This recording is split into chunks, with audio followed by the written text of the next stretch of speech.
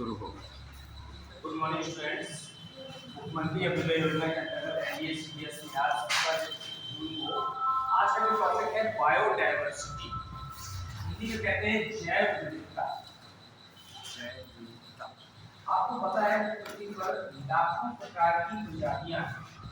सबकी जो ओरिजिन हुई है सिंगल यूनिसेलुलर एनिमल्स से या सिंगल यूनिसेलुलर ऑर्गेनिज्म से लेकर के इतनी डाइवर्सिटाइल, इतनी वर्सेटाइल जो वैरायटी डेवलप हुई है, ये जैव विकास है। अब जैव विकास में हम देखते हैं कि जीवों का वितरण कहाँ है, किस प्रकार के जीव किस प्रकार के एटमॉस्फेयर में अपने को अडॉप्ट किए हुए हैं और कहाँ पाए जाते हैं। That is called the biodiversity. Bio यानी जीव, डायवर्सिटी मतलब उनका फैलाव, जीवों का वितरण कहाँ पर है। That is called the biodiversity.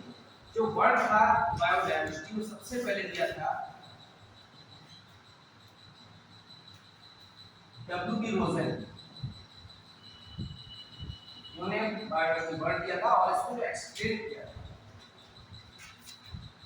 And explain by, इसके बारे में इस पर एडवर्ड विल्सन। भारत में एक भी डालते नहीं है इसको, तो दूसरा बात ठीक है। तो W.B. रोजन ने वर्ड दिया था और एडवर्ड विल्सन ने क्या किया, इसको एक्सप्लेन किया। तो जीवों का पूरे यूनिवर्स में जो वितरण है that is called the biodiversity, word by W.B. रोजन और explain by the Edward Wilson. अब बायोडायवर्सिटी में हम देखते हैं कि पृथ्वी पर जो है अलग-अलग तरह के कॉन्टिनेंट हैं, ठीक है। तो नॉर्मली 6 कॉन्टिनेंट में बांट दिया है। ये कॉन्टिनेंट आपको पता है कौन-कौन से हैं, पैलियार्कटिक है, इथियोपियन है, एशियन है। तो ये जो है कॉन्टिनेंट बने महाद्वीप, उन महाद्वीपों पर किस प्रकार का वितरण है। भारत जिस महाद्वीप में आता है, एशिया महाद्वीप में, उसमें केवल इंडिया की जो बायोडायवर्सिटी, ठीक है ना, पूरे वर्ल्ड में जितने भी ऑर्गेनिज्म पाए जाते हैं उसका लगभग 6 से 8% का है इंडिया में। तो भारत में 10 बायोडायवर्सिटी जोन माने गए हैं। हिमालय रीजन है, दक्कन पार्ट है, दक्कन में जानते हैं दक्कन का पठार है। इस तरह से इंडिया में 10 बायोडायवर्सिटी जोन माने गए। अब उस जोन में कितनी तरह की स्पीशीज हैं और कैसे स्पीशीज क्या हो रही है, लगातार घट रही है। बहुत सारी वैरायटी ऐसी है जिनको अभी तक हम डिस्कवर नहीं कर पाए, खोज नहीं पाए हैं और वो पृथ्वी से क्या हो रही है, समाप्त हो रही है। तो पृथ्वी से इन जीवों के जो वितरण है इसको जानने के लिए और इसको समाप्त होने से रोकने के लिए एक वर्ड यूज होता है, कौन सा, कंजर्वेशन। तो कंजर्वेशन पढ़ने से पहले हम पढ़ लेते हैं इकोलॉजिकल डायवर्सिटी।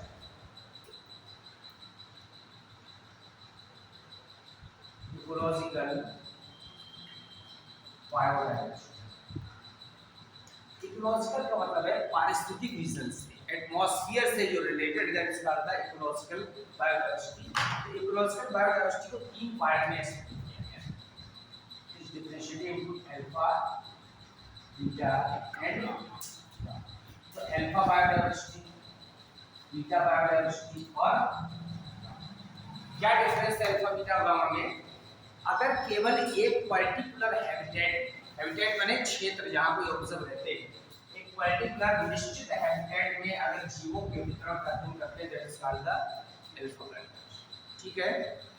अगर हम ऑर्गेनिज्म का वितरण अलग-अलग हैबिटेट में, 2 या 2 से अधिक हैबिटेट में जीवों के वितरण का अध्ययन करते हैं तो उसे क्या कहते हैं, जीव। और पूरे यूनिवर्स में या पूरे यहाँ पर जहाँ भी पूरी पृथ्वी में जहाँ पर भी ऑर्गेनिज्म पाए जा रहे हैं, सारे जगह अगर जीवों के वितरण का अध्ययन करते हैं तो जो अल्फा बायोडायवर्सिटी है वो एक लिमिटेड, एक कम्युनिटी में, एक हैबिटेट में सीमित है। बीटा जो है वो एक से अधिक हैबिटेट में या एक से अधिक कम्युनिटी में सीमित है। और जो गामा बायोडायवर्सिटी है पूरे यूनिवर्स में कैसे जीवों का वितरण हुआ है, कहाँ हुआ है, क्या कहते हैं, ठीक। अब इसके बाद हम आते हैं मेन टॉपिक पर, कंजर्वेशन। कंजर्वेशन जानते हैं, कंजर्व करना माने क्या करना, संरक्षित करना। तो बायोडायवर्सिटी का सबसे बड़ा जो रीजन है यहाँ पर क्यों बायोडायवर्सिटी का लगातार क्या हो रहा है, विघटन हो रहा है, तो लॉस ऑफ बायोडायवर्सिटी कराते हैं। बता सकते हैं मेन रीजन क्या है लॉस होने का। आइए, पॉल्यूशन कह सकते हैं कि सबसे बड़ा जो रीजन है वो हैबिटेट लॉस। हैबिटेट में होता है the place where you live, जिस स्थान पर जीव रहते हैं that is called the habitat. तो पहला है यहाँ पर हैबिटेट लॉस, लगातार जो है हम जीवों के रहने के स्थान क्या कर रहे हैं, खत्म कर रहे हैं। जो औद्योगिकरण हो रहा है, इंडस्ट्रियलाइजेशन हो रहा है, जो हम लगातार जो है जंगलों को क्या कर रहे हैं, विनाश कर रहे हैं, उसके कारण से फैक्ट्री कारखाने डेवलप करने के लिए, डैम बनाने के लिए। तो जब विनाश हो जाएगा यहाँ पर कहाँ हैबिटेट का, तो अपने आप उसके डिपेंड रहने वाले जो ऑर्गेनिज्म है उसके क्या हो जाएंगे, विनाश हो जाएंगे। दूसरा है आपका ओवर एक्सप्लॉइटेशन, जरूरत से ज्यादा डिपेंडेंसी। जैसे मान लीजिए कि जंगल में जो फल उग रहे हैं, ठीक है, जो पेड़ पुराने हो रहे हैं, उनसे जो हम लकड़ी ले रहे हैं, वो एक्सप्लॉइटेशन है। हम पेड़ पौधों का यूज कर रहे हैं, एनिमल्स का यूज कर रहे हैं, किसके लिए, अपने लिए। ओवर एक्सप्लॉइटेशन का मतलब है कि पेड़ बड़े भी नहीं हो पा रहे, उससे पहले हम जितने पेड़ लगा रहे हैं उससे ज्यादा क्या कर रहे हैं, काट रहे हैं। अगर जंगल में 100 पेड़ जो है डेड होते जा रहे हैं, पुराने हो रहे हैं लिमिटेड एरिया में, और आप उससे ज्यादा पेड़ प्लांटेशन कर रहे हैं, वो एक्सप्लॉइटेशन। लेकिन ओवर एक्सप्लॉइटेशन मतलब जरूरत से ज्यादा आपके लालच के कारण लगातार जो है जितना वहां से ले रहे हैं संसाधन, उतना क्या नहीं कर रहे, डेवलप नहीं कर रहे, इसका लॉस। ठीक है, फिर इसमें सबसे बड़ा जो है ह्यूमन, मेन रीजन है यहाँ पर क्वेश्चन क्या है, ओवर ग्रेजिंग भी है। जरूरत से ज्यादा जब जंगलों को चरा जाता है तो क्या कौन चरते हैं, जानवर चरते हैं, लेकिन ह्यूमन भी। फिर पॉल्यूशन भी है, और इसके अलावा जो है जो नेचुरल कैलामिटीज, प्राकृतिक आपदाएं, वो भी है। अर्थक्वेक है, कहीं भूकंप है, ठीक है, यहाँ पर कहीं पर क्या हो जाता है, फ्लड आ जाता है, ये सारे भी इसके रीजन है। लेकिन ये लॉस है और एक्सप्लॉइटेशन है, पॉल्यूशन, ठीक है। अब हम आते हैं कि बायोडायवर्सिटी में जितनी तेजी से जो लगातार स्पीशीज है वो खत्म हो रही है, तो खत्म होने से बचाने के लिए उसका कंजर्वेशन जरूरी है, संरक्षण। तो जीवों के संरक्षण के लिए मुख्य रूप से 2 विधियां, एक है यहाँ पर इन सीटू कंजर्वेशन, और दूसरा है एक्स। बहुत सिंपल है, इन सीटू माने जिस स्थान पर वो है वहीं पर उसको क्या कर दिया जाए, प्रिजर्व करें, सुरक्षित कर दिया जाए। एक्स सीटू माने सपोज करिए कि आपका घर जंगल के बीच में है और आप वहां पर सेफ महसूस नहीं कर रहे हैं, तो वहां अपना घर बेच करके आप कॉलोनी में आ जाते हैं, तो वो एक्स सीटू मतलब जिस जगह पर स्पीशीज हैं वहां से उनको उठा करके नया मैन मेड एरिया बनाया जाए जहां पर उसको क्या कर सके, सुरक्षित रख सके, दैट इज। तो इन सीटू कंजर्वेशन मतलब सेम हैबिटेट में, उसी लोकेलिटी में हमें उसको क्या करना है, कंजर्व करना है। उसी हैबिटेट में कंजर्व करेंगे तो बहुत बड़े-बड़े एरिया क्या कर सकते हैं, कंजर्व कर सकते हैं। जैसे इसके ये इन सीटू कंजर्वेशन के लिए मेन पे है, एक है बायोस्फीयर रिजर्व, बायोस्फीयर जैव मंडल आरक्षित क्षेत्र। ये कई हजार स्क्वायर किलोमीटर या कई हजार स्क्वायर मील के एरिया होते हैं, जो पूरा एरिया कंजर्व कर लिया जाता है कि जैव मंडल आरक्षित क्षेत्र मतलब यहाँ पर जीवों को सुरक्षा प्रदान की जाती है। अब ये इतने बड़े जोन होते हैं कि उसके अंदर सैकड़ों हजारों गांव आते हैं, तो उनको कहाँ ले जाएंगे, उनको कहीं ले नहीं जा सकते। उसमें क्या करते हैं, बायोस्फीयर रिजर्व में उसको 2-3 जोन में बांट देते हैं।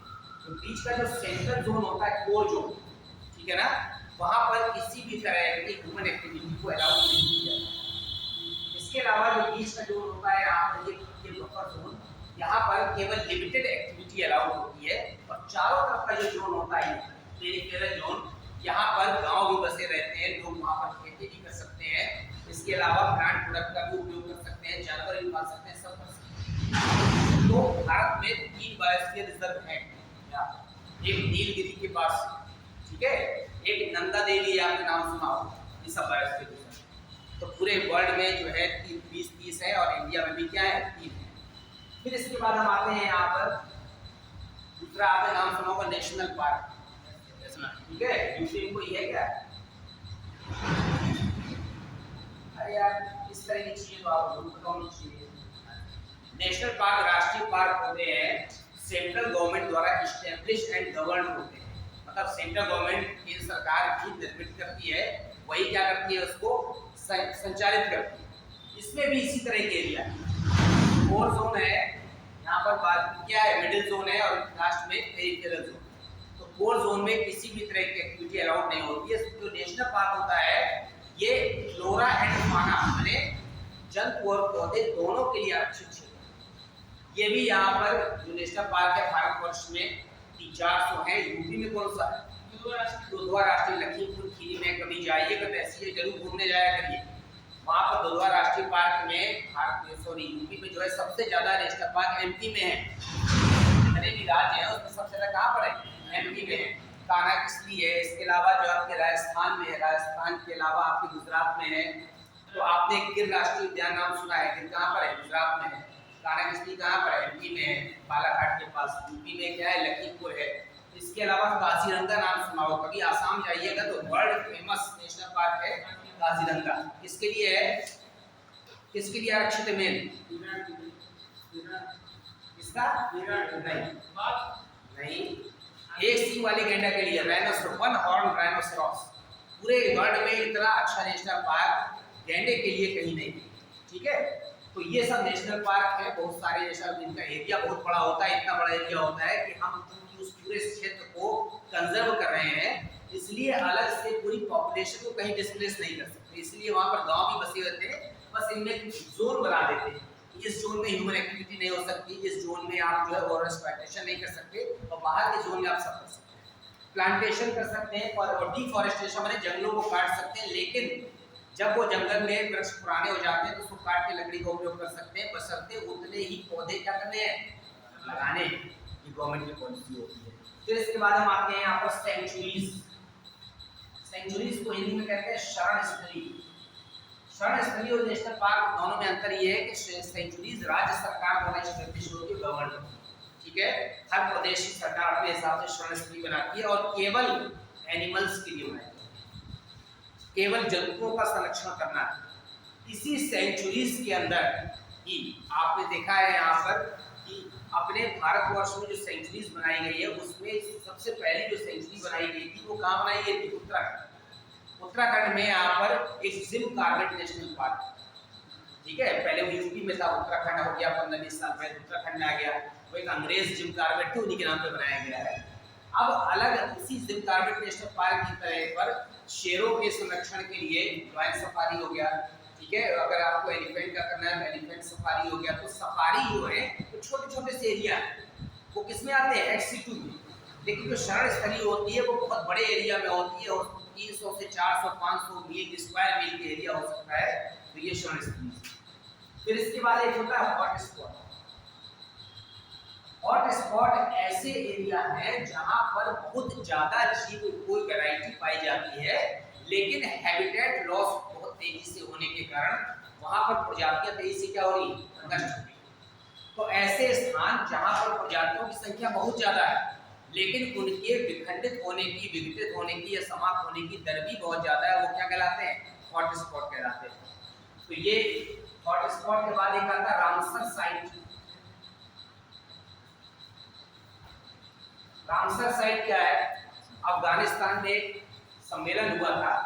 ठीक है, वहां पर एक प्लेस का नाम है रामसर, उस जगह पर सम्मेलन हुआ था, उन्हीं के नाम पर रामसर साइट रखा है। जितने भी तराई एरिया का मतलब है वहां पर हर समय क्या रहता है? मॉइस्चर रहता है। तो आप लखीमपुर तरफ के एरिया में जाएंगे तो वहां पर भी क्या रहती है? हमेशा मॉइस्चर ज्यादा रहता है। तो इस तरह के स्थानों को रामसर साइट कहते हैं, जहां पर जैव विविधता के साथ साथ, और रामसर साइट हमारे यहाँ मिजोरम मेघालय तरफ ही, ठीक है, तो वहाँ जैव विविधता के साथ साथ वहाँ का जो ट्राइबल एरिया है, आदिवासी एरिया, उसकी संस्कृति को क्या करना है? कंजर्व करना है, संरक्षित रखना है, क्योंकि संस्कृति क्या ना हो जाए? नष्ट ना हो जाए। वो रामसर साइट। अब एक्स2 कंजर्वेशन में आते हैं। जैसे मान लीजिए आप एक्वेरियम, ठीक है, ज्यादातर लोगों के घर में होता है कहीं कि आप नवनिर्मित पॉन्ड है, जैसे आपने कोई तालाब बनवाया, आपने बनवाया, नेचुरल नहीं है कि गड्ढे से बना है, वो भी किसमें आएगा? X two conservation. एक्वेरियम इसी में आएगा। अब आपने लॉयन सफारी बनाया, जंगल सफारी, ठीक है, यहाँ पर अखिलेश के जमाने में जो है शिवपाल ने बनवाया था इटावा में, कौन सा था? जंगल सफारी। ये जो छोटे छोटे एरिया है, हमें पता है कि हम लॉयन को अगर कंजर्व जंगल में नहीं कर पा रहे, क्योंकि हमारे पास इतनी अच्छी सैटेलाइट व्यवस्था नहीं है, इतना फोकस नहीं है, तो आए दिन वहाँ पर शिकारी क्या करते हैं? उनको मार देते हैं। तो वहाँ से लाके हमने पर्टिकुलर कोई अपना एरिया बना लिया 10-20 मील का, वो चारों तरफ से बाउंड्री से घेर दिया गया, वो हो गया यहाँ पर जंगल सफारी। तो उसमें लॉयन के लिए हो सकता है, एलिफेंट के लिए हो सकता है, क्रोकोडाइल के लिए संरक्षण शुरू हुआ है ना। तो अलग अलग प्रदेश अलग अलग संरक्षण कर रहा है, कोई क्रोकोडाइल का, कोई मंकी का, कोई लॉयन का, कोई एलिफेंट का, ये सब जंगल सफारी। तो आपका एक्वेरियम हो गया, नवनिर्मित पॉन्ड हो गया, जंगल सफारी हो गया, ये सब क्या है एक्स सिटू कंजर्वेशन है। अब लेटेस्ट टेक्नोलॉजी आई है कि उसमें क्या करें कि जीवों को संरक्षित करने के साथ साथ अगर कोई प्रजाति विलुप्त हो रही है, हमको पता है कि जो कस्तूरी मृग है उनको 2-4 पीस बचे हैं पूरे वर्ल्ड में, वो भी हिमालय में। तो अब क्या करना है, उसको संरक्षित करने के लिए हम यहाँ पर जीन बैंक बनाना है। जीन बैंक का मतलब है कि हमने उसका पूरा क्रोमोसोम का डाटा निकाल लिया, उस डाटा को कंप्यूटर में रिकॉर्ड किया। अगर कभी वो प्रजाति विलुप्त हो जाती है तो हम प्रयोगशाला में जीन को, आर्टिफिशियल जीन को उस विशेष क्रम में जोड़ करके फिर से वो जीन का क्या कर सकते हैं, निर्माण कर सकते हैं। That is called the gene bank. ठीक। एक होता है क्रायो प्रिजर्वेशन। क्रायो होता है लो टेम्परेचर। क्रायो प्रिजर्वेशन में क्या होता है, बहुत लो टेम्परेचर पर, निम्न ताप पर उसके गैमीट्स, युग्मकों को संरक्षित रखा जाता है। जैसे मान लीजिए स्पर्म है, ठीक है, या मेल गैमीट है, तो मेल गैमीट को हम प्रिजर्व कर सकते हैं, फीमेल गैमीट को प्रिजर्व कर सकते हैं। अगर हम नर और मादा युग्मकों को लो टेम्परेचर पर प्रिजर्व कर दें तो कभी लॉयन की वैरायटी या टाइगर की वैरायटी नष्ट भी हो जाएगी, तो भी हम उसको फिर से क्या कर सकते हैं, निर्माण कर सकते हैं। दोनों का संयोजन करा देना है। ये टेस्ट टू बेबी की प्रोसेस है। ये ओवम है, ओवम में हमको स्पर्म डाल देना है, इसका जैसे फ्यूजन होगा तो क्या बन जाएगा, जाइगोट बन जाएगा। और इस जाइगोट को आर्टिफिशियली भी हम क्या कर सकते हैं, कल्चर कर सकते हैं। पोषक माध्यम आते हैं, उस माध्यम में डाल देंगे तो जाइगोट डिवीजन करता जाएगा। उस समय पश्चात इसी तरह वही वाला एनिमल जो विलुप्त हो चुका है, जिसमें हम क्या गैमीट क्या करें, संरक्षित रखे हैं, वो बन जाएगा। भारतवर्ष में सबसे पहले इस टेक्नोलॉजी से एक भेड़ बनाई गई थी, उसका नाम रखा गया था डॉली। ठीक है, डॉली शीप थी जिसको सबसे पहले बनाया, भेड़ शीप बनाई। तो टेस्ट ट्यूब बेबी की टेक्निक भी है और एनिमल्स को भी इस तरह से हम क्या कर सकते हैं, निर्मित कर सकते हैं। अब यहाँ पर क्रायो प्रिजर्वेशन के बाद आता है सीड बैंक। अगर हमको प्लांट को संरक्षित करना है तो उसके बीजों को हम लो टेम्परेचर पर सुरक्षित कर देते हैं, उसे ऑर्थोडॉक्स बीज भी कहते हैं। वो बीज सैकड़ों साल तक रखे रहते हैं। फिर जब कभी हमें लगा कि ये प्रजाति विलुप्त हो गई है तो हम उसको कल्चर करके नया पौधा क्या कर सकते हैं, बना सकते हैं। तो ये सब कंजर्वेशन की टेक्निक है, जिस संरक्षण हमको करना है इसका, बायोलॉजी यानी जीवों की विविधता का। और कंजर्वेशन के अलावा पूछा जाता है अक्सर कि कुछ ऐसी संस्थाएं हैं जो इस कंजर्वेशन को क्या कर रही है, प्रमोट कर रही है, बहुत फंड उपलब्ध कराती है। उसमें एक संस्था है यहाँ पर आईयूसीएन, इसको पूरा नाम पता है, ये इंटरनेशनल ब्रांच है, इसका नाम है international union for nature and international union for conservation of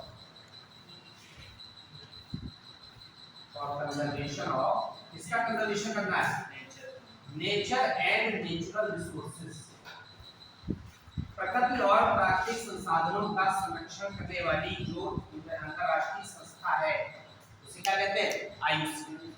ठीक है, सबसे पहले एक संस्था बनाई गई थी। आज भी पूरे वर्ल्ड में जितना भी यहाँ पर नेचुरल रिसोर्सेज है उसके कंजर्वेशन के लिए क्या कर रही है, प्रयास कर रही है। इसके बाद एक संस्था बनाई गई यहाँ पर WWF, सबने नाम सुना है, वो फाइटिंग वाला WWF नहीं, वो अलग। इसका नाम है वर्ल्ड वाइल्ड लाइफ फंड, विश्व वन्यजीव कोष। ठीक है, क्या है, विश्व वन्यजीव, जिनेवा में है इसका ऑफिस। इसी का नाम बदलकर अब कर दिया गया है यहाँ पर WFN, world fund for nature. इसी का दूसरा नाम कर दिया गया WFN। ये वर्ल्ड फंड फॉर, पूरे विश्व में जितना भी नेचुरल रिसोर्सेज को या प्रजातियों को बचाने की मुहिम चल रही है, जितने भी गरीब देश, विकासशील देश है जहाँ पर पैसे की कमी है, वहाँ पर वैरायटी को प्रिजर्व नहीं कर पाते हैं, लोगों को खाना ही नहीं खिला पा रहे हैं, उसके लिए विश्व वन्यजीव कोष है, ये क्या देता है, फंड देता है। तो पूरे विश्व से फंड कलेक्ट होता है, खास तौर से जो विकसित देश, अमीर देशों को ज्यादा देते हैं, और उन देशों में यहाँ पर संरक्षण के लिए प्रयास किया जा रहा है जहाँ पर प्रजातियां क्या हो रही है, विलुप्त हो रही है। तो आईयूसीएन हो गया, WFN हो गया, इस तरह की जो संस्थाएं हैं ये जीवों की प्रजातियों को विलुप्त होने के लिए क्या कर रही है, प्रयास कर रही है बचाने के। एक आपने नाम सुना होगा रेड डाटा बुक नहीं सुना है तो समझ लीजिए, बहुत इंपॉर्टेंट है, जनरल नॉलेज का क्वेश्चन है। रेड डाटा बुक क्या है कि IUCN ने जो इंटरनेशनल जो संस्था है, इसने देखा कि जितनी बहुत तेजी से कई स्थानों पर प्रजातियां क्या होती जा रही, विलुप्त होती हैं, हम उनको खोज भी नहीं पाए, उससे पहले वो विलुप्त हो गई। तो रेड डाटा बुक, इसको हिंदी में कहते हैं लाल आंकड़ों की पुस्तक। ये एक ऐसी मैगजीन है जो हर साल पब्लिश होती है और जितनी प्रजातियां विलुप्त हो चुकी है उसकी जानकारी देती है, और जो विलुप्त होने वाली हैं, एंडेंजर्ड स्पीसीज माने पूरी तरह से विलुप्त नहीं हुई हैं, कुछ पीस बचे हैं, वो विलुप्त होने वाली प्रजातियों के बारे में जानकारी देती हैं, ताकि लोग जागरूक हो जाएं कि ये प्रजातियां विलुप्त होने वाली है, उसके संरक्षण के लिए क्या करना है, प्रयास करना। तो विलुप्त होने से बचाने के लिए दुर्लभ प्रजातियां और संकटग्रस्त प्रजातियां उन्हें कहते हैं, उनको जो सूची प्रकाशित की जाती है हर साल से रेड डाटा। तो हर साल जो है जो प्रजातियां इसमें रेड डाटा बुक में एंडेंजर्ड हो गई, विलुप्त होने वाली हैं, उनकी सूची पब्लिश होती है। और जो प्रजातियां संरक्षण का, जैसे भारत में एक समय इतना शिकार किया गया कि जो है लॉयन थे वो क्या होगा, एशिया खत्म है ना, पूरी तरह नहीं खत्म हुए, लगभग क्या होगा, रेयर हो गए बिल्कुल। तो भारत सरकार ने फिर प्रयास किया, 1948 में जो है प्रयास, सबसे पहला प्रयास किया, उसके 1975 में किया। तो उन्होंने क्या बनाया यहाँ पर कि नेशनल पार्क बनाए, जिसके लिए लॉयन के लिए, जिससे जिम कॉर्बेट है, इसी तरह से जितने भी बड़े नेशनल पार्क है उसको उन्होंने यहाँ पर लॉयन के संरक्षण के लिए प्रयास किया। बाद में हमारा नेशनल एनिमल बदल गया, क्या हो गया, टाइगर, पहले लॉयन था, बाद में टाइगर हो गया, उसके लिए प्रयास किया गया, जिसके कारण से अब भारतवर्ष में शेर और चीते की संख्या बहुत कम नहीं है, तो बहुत ज्यादा तो नहीं है, लेकिन ऐसा भी नहीं है कि विलुप्त होने वाली, वो संरक्षित हो गए। अभी भारतवर्ष में 1000 पीस के आसपास उनकी संख्या पाई जा रही है। पहले इस समय ऐसा था कि ये केवल 50-60 रह गए थे सरकारी आंकड़ों के अनुसार, अब उनकी संख्या फिर से क्या हो गई, मेंटेन हो गई है। तो जो प्रजाति संकटग्रस्त से निकलकर बाहर की श्रेणी में आ जाती है उसको इससे हटा दिया, ठीक है। तो ये जो बायोडायवर्सिटी के बारे में आपने नॉर्मल पढ़ लिया। अब इसके बाद हम आते हैं, एक टॉपिक आपका रह गया रिप्रोडक्शन, ठीक, और फूड प्रोडक्शन। फूड प्रोडक्शन में छोटे छोटे 2-3 ऑब्जेक्टिव क्वेश्चन आ सकते हैं, क्या हुआ, कोई समस्या है? फूड प्रोडक्शन में सब देखिए आपका पढ़ा हुआ है, बस डिपेंड करता है प्रेजेंस ऑफ माइंड। एग्जाम के समय बहुत ज़्यादा रटा हुआ काम नहीं है, हम लोग भी बहुत सारी चीज़ें पढ़ते हैं, लेकिन हम भी देने जाते हैं कंपटीशन, हमारा हो गया गवर्नमेंट में, लेकिन अक्सर ऐसा होता है कि देते जाते हैं, बहुत सी ऐसी इजी चीज़ होती है जो हम खुद पढ़ाते हैं और एंड टाइम पर मिस हो जाती है, दिमाग से हम ही गलत करके आते हैं। हाँ, इसको टॉपिक अगर अगले हफ्ते, अभी मैं एक हफ्ते और होगा, हफ्ते टॉपिक मिलेगा तो ठीक है, बायोलॉजी कंप्लीट हो गया होगा तो आज लास्ट, ठीक है। तो आपको ध्यान का प्रेजेंस ऑफ माइंड आपका कितना है, हम कितना रटते हैं महत्वपूर्ण नहीं, हम समझते कितना है। अगर आपको पता है कि बायोलॉजी में मैंने सबसे पहले बताया कि बायो का मतलब होता है लाइफ, और लोगोस का मतलब होता है अध्ययन, तो हमको जितनी कभी नहीं, अब हमने रट लिया बायोलॉजी में, कुछ दिन बाद हमारे दिमाग से उतर जाएगा, तो हम कितना क्या करते हैं, ग्रेस्प करते हैं, वो डिपेंड करता है। अब आप देखिए food production, food production agriculture नहीं पढ़ा रहे हैं, सब लोग जानते हैं एग्रीकल्चर के बारे में। Enhancement of food production, food production को कैसे बढ़ाया जाए ताकि इतनी बढ़ती हुई जो हमारी जनसंख्या है, इतनी बड़ी पॉपुलेशन है, विश्व की सेकंड नंबर की लार्जेस्ट पॉपुलेशन, उसके लिए फूड रिसोर्स कैसे पूरे बढ़ जाए। आज हमारे देश में विगत 30 से 40 साल में फूड प्रोडक्शन के लिए इतना प्रयास किया गया है कि आज भारत के पास इतना खाद्यान्न है कि विदेशों में क्या करते हैं, बेचते हैं। अभी आप चले जाइए रेलवे स्टेशन के पास जो उनका गोदाम है, वहां पर अभी भी 10-15 हजार पूरा गेहूं रखा हुआ है खुले, क्योंकि उनके पास गोदाम नहीं है, ऊपर से पन्नी ढांक देते हैं, बारिश होती है वो खराब हो जाता है, ठीक है। फूड के रेट स्टोर मेंटेन रखने के लिए हर साल सरकारें लाखों टन अनाज समुद्र में फेंक देती हैं। क्यों फेंक देती हैं? क्योंकि इतना प्रोडक्शन कहीं कहीं पर होता है कि वो प्रोडक्शन इतना ज्यादा हो रहा है कि पता का आलू का इतना प्रोडक्शन हो गया कि आलू 1 रुपए किलो से भी नीचे, कोई यहाँ से खेत से ट्रक में लाने को तैयार नहीं, क्योंकि उसकी लोडिंग नहीं निकल रही, इतना सस्ता हो गया। तो क्या करते हैं, समुद्र में फेंकते हैं, वेस्ट जो करते हैं। तो फूड प्रोडक्शन को कैसे बढ़ाया गया?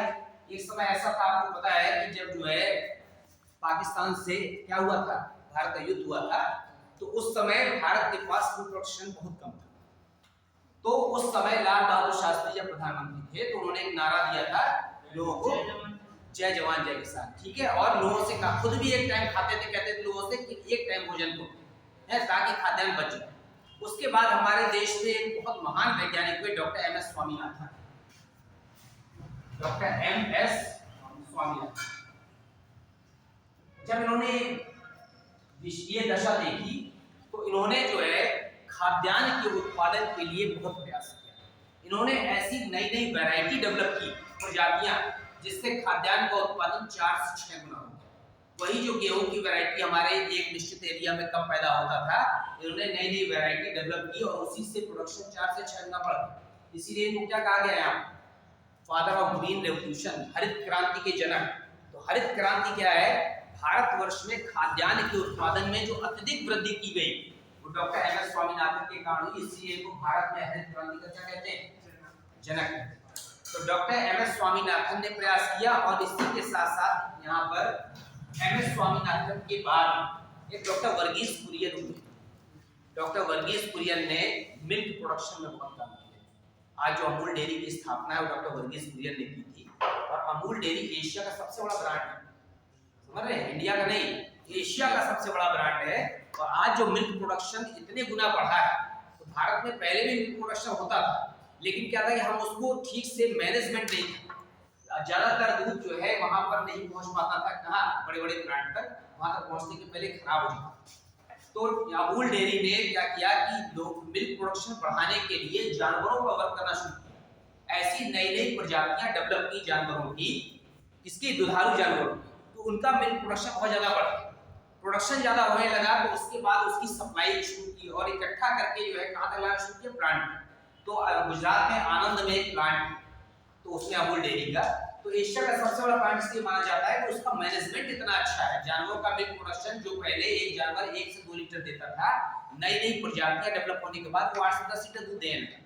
तो उसका रीजन ये है कि उसको क्लाइमेट अच्छा मिला, उसको क्या मिला, यहाँ पर न्यूट्रिएंट्स, पोषक तत्व ज्यादा मिले उसके कारण। तो आपको 2-4 क्वेश्चन इससे आता है कि भारत में हरित क्रांति के जनक कौन है, डॉक्टर एम एस स्वामीनाथन है। क्या किया था इन्होंने विशेष रूप से गेहूं की उन्नत प्रजातियां डेवलप की, ठीक है।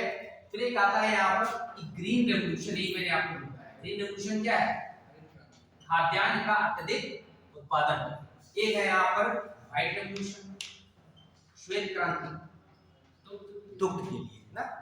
एक है यहाँ पर येलो रेवोल्यूशन, पीली क्रांति, नहीं, सरसों, लाही, ये सब जो जितने भी ऑयल सीड्स हैं उसके लिए, ऑयल सीड्स के लिए तेल का उत्पादन, येलो रेवोल्यूशन, ठीक है।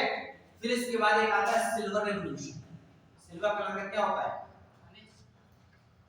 अंडा, ठीक है। एग प्रोडक्शन, क्योंकि बहुत सारे लोग ऐसे हैं देश में जो नॉन वेज यूज करते हैं, तो उनके लिए भी यहाँ पर अगर सारे लोग गेहूं चावल पर डिपेंड हो जाएंगे तो कम पड़ जाएगा। तो बहुत सारे जो मीट खाते हैं, मछली खाते हैं, जो अंडा खाते हैं, उनके लिए मुर्गियों की नई नई वैरायटी डेवलप की ताकि कम समय में जो एग दें और उस एग में पोषक तत्व भी क्या हो, ज्यादा। इसके लिए सिल्वर रेवोल्यूशन। तो आप लिखना लिख लीजिए, अगर नहीं पता है तो। ये किसके लिए है, खाद्यान्न के लिए। ये किसके लिए है, मिल्क के लिए। ये किसके लिए है, ऑयल सीड्स के लिए। और ये किसके लिए है, अंडे के लिए। एक और है यहाँ पर ब्लू रेवोल्यूशन, नीली क्रांति। बताइए, जल की नहीं, जल कैसे बढ़ा लेंगे, जल तो नहीं है। मछलियों का उत्पादन, ठीक है। ब्लू रेवोल्यूशन में मछलियों का उत्पादन बहुत ज्यादा बढ़ाया गया ताकि हमारी बहुत सी जो पॉपुलेशन जो समुद्र किनारे रहती है वो फिश पर ही डिपेंड रहती है, ताकि उसके लिए खाद्यान्न की व्यवस्था हो जाए, वो ब्लू रेवोल्यूशन। अब फूड प्रोडक्शन में एनहांसमेंट के बाद हम आते हैं यहाँ पर, हमारा एक टॉपिक है रिप्रोडक्शन, ठीक है, और न्यूट्रिशन। 2 टॉपिक आपके यहाँ। तो जो रिप्रोडक्शन और न्यूट्रिएंट्स है या न्यूट्रिशन है, रिप्रोडक्शन में क्या होता है, जनन। जीवों में अपनी संख्या बढ़ाने की प्रवृत्ति या अपने समान संतान उत्पन्न करने की क्षमता क्या कहती है, जनन कहलाती है। जनन में मुख्य रूप से 3 तरह का होता है। कुछ जगह लिखा है 2 तरह का होता है, दोनों सही। कहीं कहीं एसेक्सुअल, वेजिटेटिव, और सेक्सुअल माने अलैंगिक, कायिक जनन और लैंगिक जनन। कुछ बुक्स में अलैंगिक और कायिक को एक ही साथ माना गया। तो आप एसेक्सुअल और सेक्सुअल मेनली 2 बार। एसेक्सुअल में अलैंगिक जनन में ऐसा जनन जिसमें युग्मकों की आवश्यकता नहीं होती या युग्मकों का निर्माण नहीं होता, मेल फीमेल गैमेट नहीं बनते और विशिष्ट जनन अंग नहीं बनते, वो क्या है? अलैंगिक जनन। जैसे अमीबा है, अमीबा जैसे साइज में बढ़ता है यहाँ पर इसमें बाइनरी विशेष द्विभाजन होता है, 1 से 2 बार टूट जाता है, अलैंगिक जनन है। हम आते हैं मेनली लैंगिक जनन में। लैंगिक जनन में युग्मकों का निर्माण होता है और जनन के लिए विशिष्ट जनन अंग होते हैं। जितने भी विकसित जंतु और पौधे हैं सब में सेक्सुअल रिप्रोडक्शन होता है।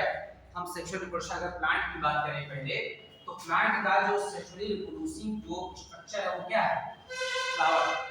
पौधे में जो flower is a modified shoot, पुष्प क्या है?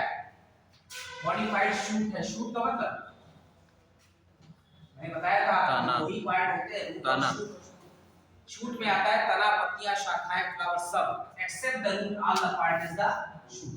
ये मॉडिफाइड शूट। अब फ्लावर में मुख्य रूप से 4 भाग होते हैं। कभी-कभी फ्लावर के पार्ट्स पूछ लेते हैं, लोगों को फ्लावर के पार्ट्स नहीं पता होते हैं। ये कोई बायोलॉजी नहीं है। पार्ट्स ऑफ फ्लावर ये जनरल टॉपिक्स है, ये सबको पता होना चाहिए। ये आपका नॉर्मल फ्लावर ऐसा बना है। फ्लावर में 4 चक्र होते हैं, ठीक है?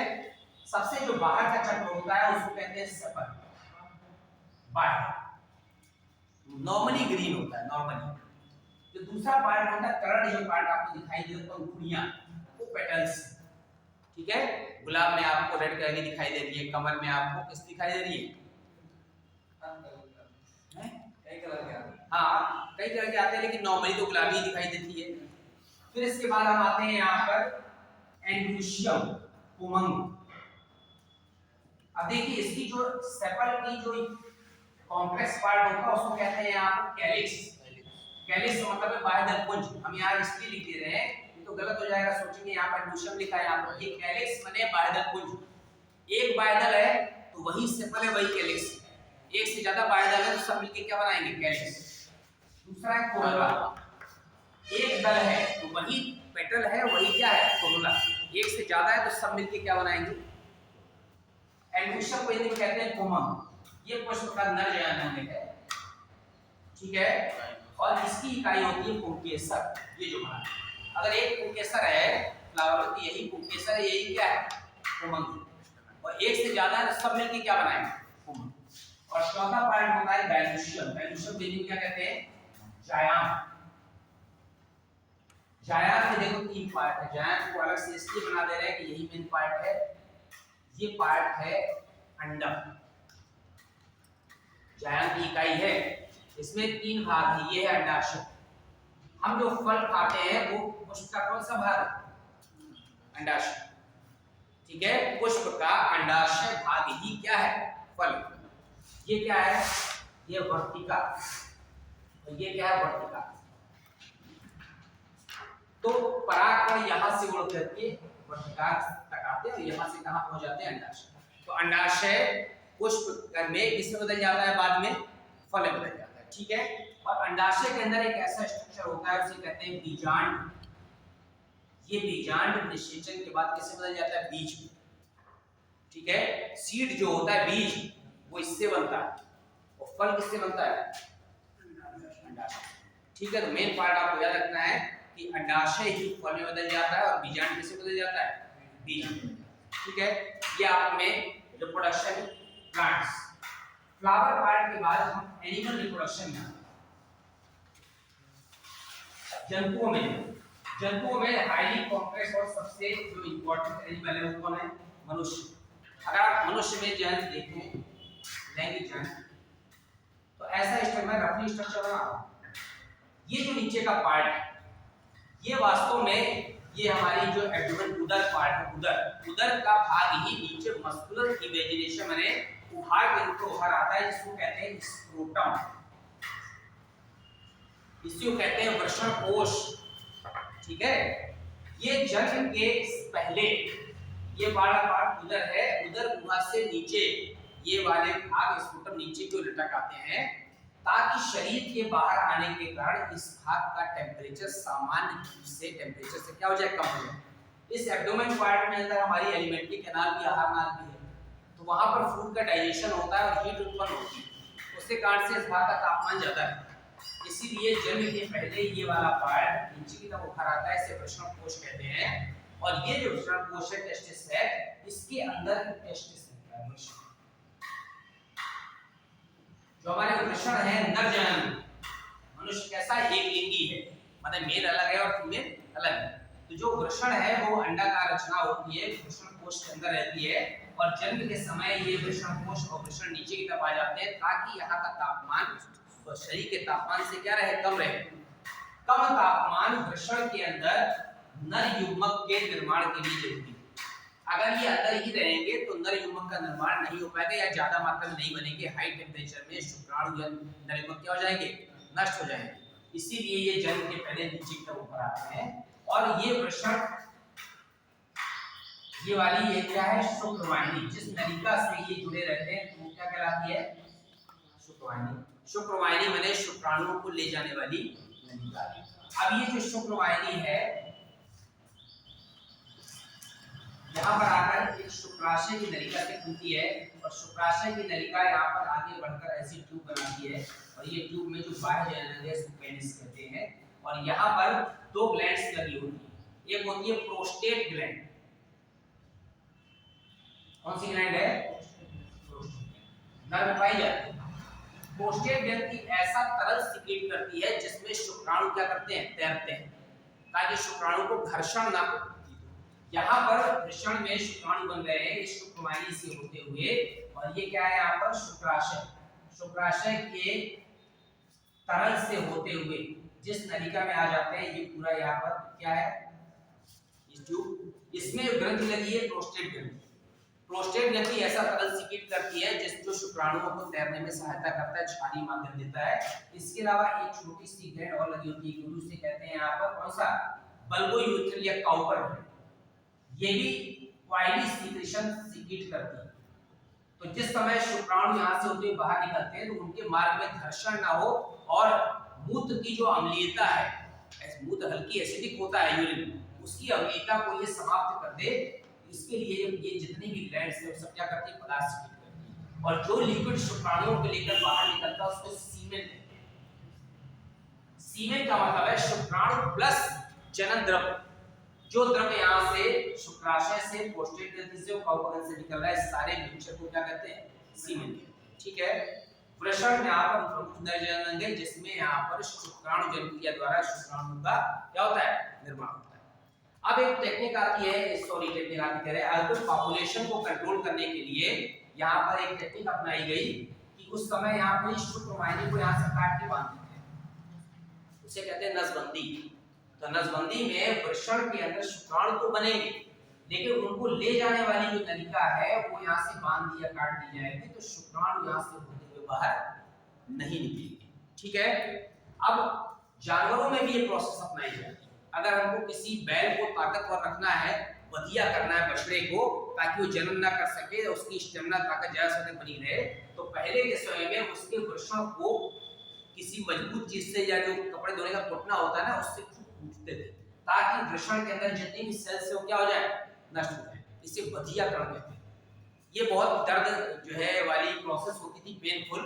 अब उसकी भी एक नई टेक्निक आ गई है, यहाँ पर ये जो वृषण है यहाँ पे, इसमें इस वाले पार्ट में इसको काट दिया जाता है छोटा सा ऑपरेट करके, तो अंदर शुक्राणु तो निर्मित होते हैं लेकिन वो बाहर नहीं निकलते। ठीक है। नहीं, वृषण का में अंदर जो शुक्राणुओं का निर्माण हो रहा है, वो जब शुक्राणु के लिए एक यहाँ पर कोई स्टोर नहीं होता, ये शुक्राणु यहाँ से होते हुए बाहर निकलते रहते हैं। अब जब यहाँ से शुक्राणु बाहर नहीं निकलेंगे तो उनका फॉर्मेशन बंद हो जाएगा शुक्राणु का, और अगर फॉर्मेशन होगा भी तो एक निश्चित समय बाद जैसे आरबीसी डैमेज होती है उसकी भी डिकम्पोजिशन होता रहेगा, और ऑटोमेटिक वो क्या ऑस्टियोक्लास्ट कोशिका है उसे नष्ट कर देगा। ठीक है। इसी तरह से अगर हम यहाँ पर फीमेल जेनेटो ऑर्गन में आते हैं, मादा जनन तंत्र में, तो उसमें जो मुख्य जनन होता है वो क्या होता है, अंडाशय। नर में क्या होता है, वृषण। ऐसा स्ट्रक्चर से आप समझ सकते हैं।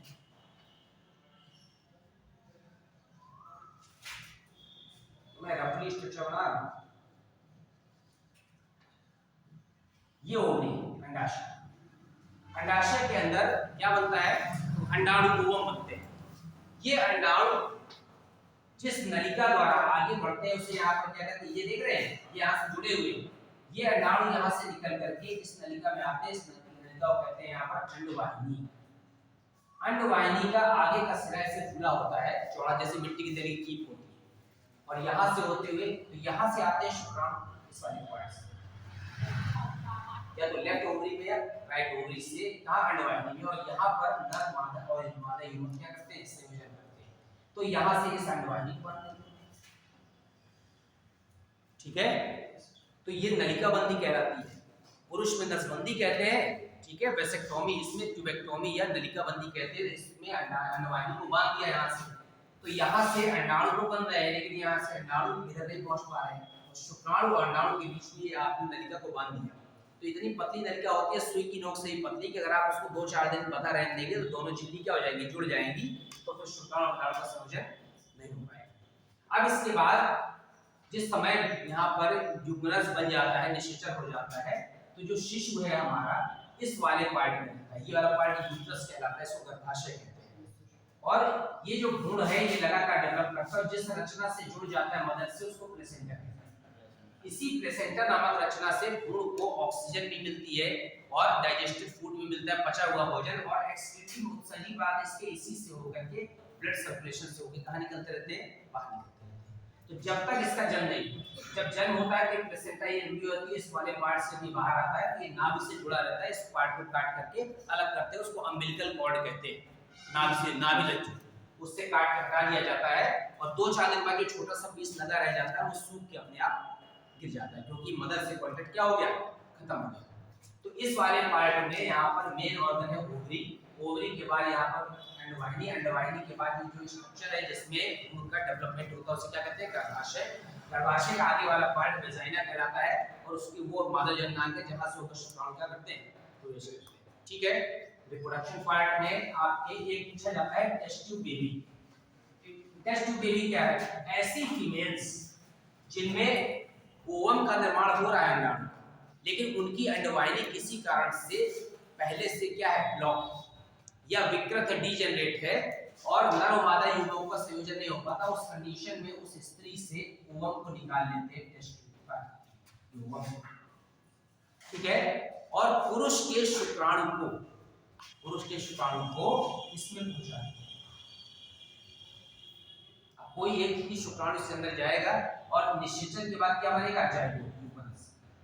इस युग्मनस को फिर से कहां पहुंचा देते हैं, मदर की बॉडी के अंदर, यहाँ यूट्रस गर्भाशय, और वो डिवीजन करके क्या बनाएगा, भ्रूण, और फिर से जुड़ जाएगा प्लेसेंटा के बाद।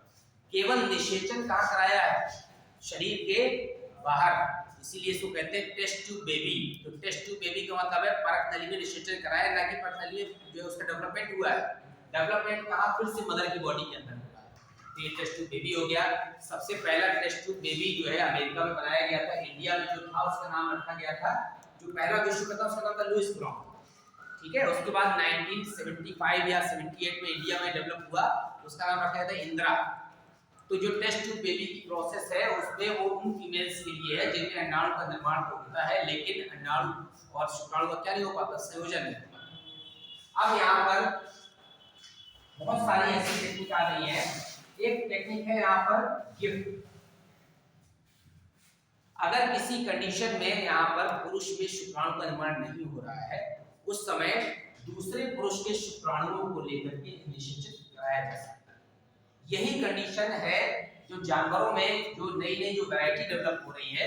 तो वैरायटी कैसे डेवलप कराते हैं, सपोज करिए हमारी जो देसी गाय है वो आधा लीटर दूध देती है, सब नहीं अधिकांश, और जो विदेशी गाय है जो है जैसे जर्सी है, ठीक है, वो सब हॉल्स्टीन फ्रीजियन है, वो 35 से 40 लीटर दूध देती है। हमारी गाय कितनी देती है, क्यों, हम अपनी गाय को छोड़ देते हैं कचरा चढ़ा खा के घूम के मोहल्ले वालों के यहाँ, जब दोहनी का समय आता है तो अपने घर में ले आते हैं। वो लोग ऐसा नहीं करते।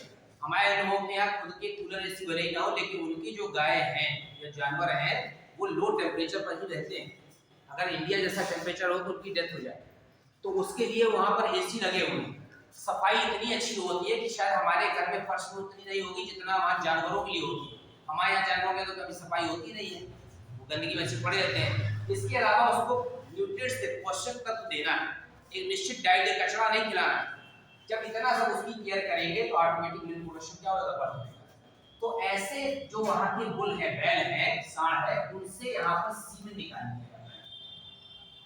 हमको अपनी गाय से ऐसे शिशु डेवलप करना है जो अच्छे प्रोडक्शन दे। तो अब गाय को वहां मान लीजिए ब्रिटेन में इस तरह की वैरायटी पाई जाती है सांडों की, तो वहां पर तो हम गाय को ले नहीं जा सकते, इतना खर्च होता है। तो उनसे सीमेन निकाल लिया जाता है उनका जन्म। उस सीमेन को लिक्विड नाइट्रोजन में रखते हैं लो टेम्परेचर पर, और वहां से इंजेक्शन के फॉर्म में वहां से सीमेन आता है। और यहाँ पर हम अपनी गाय में इस समय जन्म के समय ये सीमेन इंजेक्शन से इंजेक्ट कर देते हैं। तो जगह जगह जो पशु गर्भाधान केंद्र जो खुले हुए हैं ये यही काम करते हैं। तो या तो आप अपने पशु को वहां ले जा सकते हैं अगर वहां पर ऐसे बुल या सांड उपलब्ध हैं, अगर नहीं है तो ये कृत्रिम निषेचन करा सकते हैं। सीमेन को इंजेक्शन से इंजेक्ट कर दिया जाता है तो नर और मादा युग्म का संयोजन होगा, तो जो नई ब्रीड पैदा होगी, अगली वैरायटी, वो पहले से ज्यादा अच्छी होगी। यही कंडीशन किया जाता है पौधों में। पौधों में नई वैरायटी कैसे पैदा करते हैं, पौधों में नई वैरायटी उत्पन्न करने का, सपोज करिए कि यहाँ पर गेहूं की 2 वैरायटी है, ए और बी, है ना। गेहूं की तो लाखों वैरायटियां हैं, तो आम की 50,000 वैरायटी है इंडिया में, ठीक है। धान की 70 से 80 हजार है जो खोजी गई है, और बाकी नई नहीं बनाई जा रही है। इस वैरायटी में उत्पादन ज्यादा है, और ये वैरायटी जो है रोग प्रतिरोधक है, इसमें रोग कम लगता है। अब रोग से बचाना ही बहुत जरूरी है, उत्पादन तो खूब हो रहा है, कीड़े लग गए, अंग्रेज खत्म हो गया।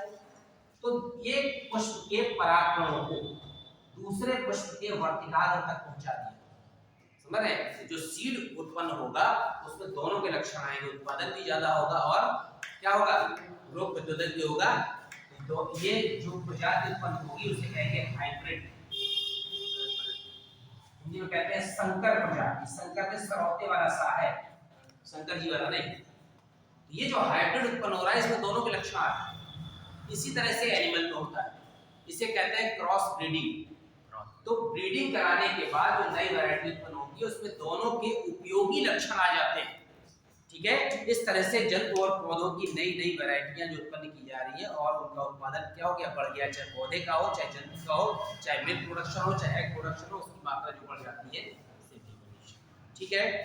एक टॉपिक आता है यहाँ पर बायोटेक्नोलॉजी के, जैव प्रौद्योगिकी।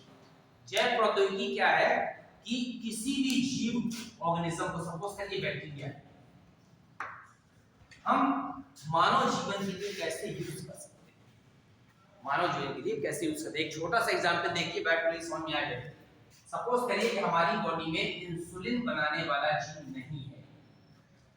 अगर हमारे शरीर में इंसुलिन हार्मोन बनाने वाला जीन नहीं होगा तो हमको जन्म से डायबिटीज रहेगी, मधुमेह, ठीक है। इंसुलिन बनाने वाला जीन प्रयोगशाला में या तो बना लिया गया है या फिर क्या करते हैं, दूसरी सेल से हमने निकाला, ठीक। इस जीवाणु के अंदर, जीवाणु है, इसका जो क्रोमोसोम है या इसके अंदर इंसुलिन बनाने वाला जीन हमने क्या कर दिया, प्रविष्ट करा दिया बैक्टीरिया में। बैक्टीरिया को जैसे पोषक माध्यम में रखते हैं तो हर 20 मिनट में एक बैक्टीरिया 1 से 2 हो जाता है।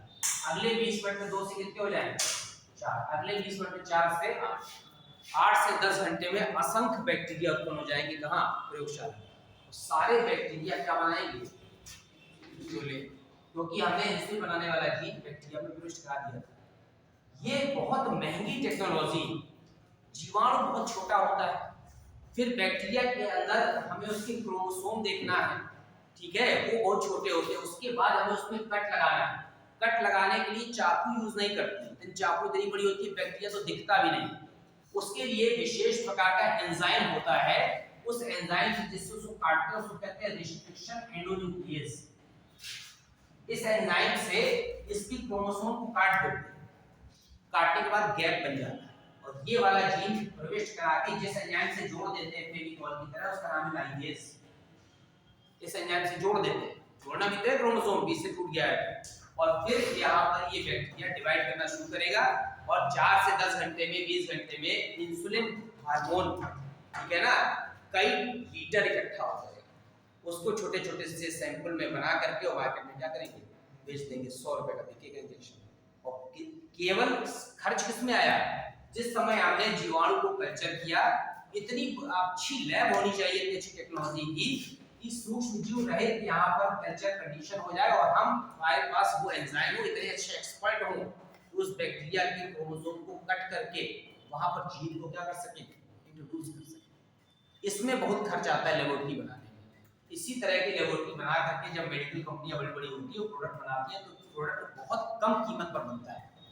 अगर आपको पेन किलर बनाना है तो पेन किलर को सीक्रेट करने वाला जो पेन किलर को जो सीक्रेट कर रहा है वो जो बैक्टीरिया है, ठीक है ना, उसको बैक्टीरिया को कल्चर करना है और वो कुछ ही समय में 10 से 20 घंटे में इतनी ज्यादा मात्रा में पेन किलर सीक्रेट करेगा या एंटीबायोटिक सीक्रेट करेगा, आप उसको मार्केट में क्या कर सकते हैं, सेल कर सकते हैं। तो बायोटेक्नोलॉजी में सूक्ष्म जीवों का उपयोग करके मानव जीवन को सरल बनाने के लिए नए नए पदार्थ कैसे उत्पन्न किए जाते हैं, दिस इज द बायोटेक्नोलॉजी। अब इसका बहुत अच्छा उपयोग है। क्या उपयोग है कि सपोज करिए कि अभी हमको जर्म्स को मारना है या मान लीजिए कि जो है कुछ ऐसे इंसेक्ट हैं बहुत ज्यादा हानि पहुंचा रहे हैं। अगर हम इस पूरे कमरे में स्प्रे कर दें या मान लीजिए मिट्टी में जर्म्स है, ठीक है, तो हमने मिट्टी में कोई केमिकल डाल दिया, कोई कीटनाशक डाल दिया तो उपयोगी सूक्ष्म जीव भी खत्म हो जाएंगे और हानिकारक। हमें हानिकारक को खत्म करना है लेकिन लाभदायक भी खत्म है, क्योंकि वो जो केमिकल है वो ये नहीं देखेगा कि कौन सा हानिकारक कौन सा लाभदायक। उसके लिए क्या यूज किया जाएगा, उसके लिए क्या करते हैं, ये जो कुछ जीव ऐसे होते हैं या कुछ इंसेक्ट ऐसे होते हैं उसमें जो रोग उत्पन्न करने वाला जीन, सपोज करिए ये इसका क्रोमोसोम है, इसमें ये जो रोग उत्पन्न कर रहा जीन है इसको हटा दिया एक इंसेक्ट का, सबके नहीं। अब इसके बाद इसकी जो ऑफस्प्रिंग होगी, शिशु उत्पन्न होंगे अगली पीढ़ी में, वो सब रोग उत्पन्न करने वाले जीन से विहीन होंगे और वो रोग उत्पन्न नहीं करेंगे, ठीक है। इसी तरह से क्या करते हैं, आपने एक नाम सुना होगा बीटी कॉटन,